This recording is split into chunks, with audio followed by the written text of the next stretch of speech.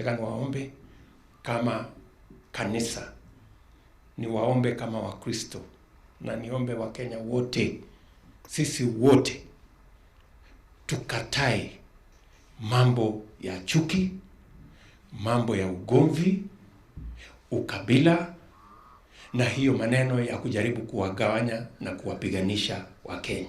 We must say no as the people of Kenya. We must say no to hate. We must say no to division. We must say no to ethnicity. And we must say no to those who want to split us and cause division and violence in our midst. Violence will never, ever be part of our political dispensation in Kenya. Kwa sababu kuna watu wengi wamefaidika.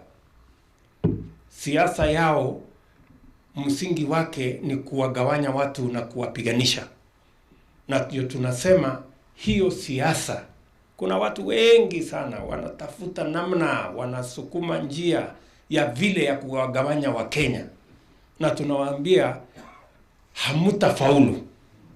You will not succeed in dividing the people of Kenya along ethnic lines. You will not succeed in putting division and hate amongst Kenyans so that they can fight for your political sake. You will not succeed. Kenya shall be united.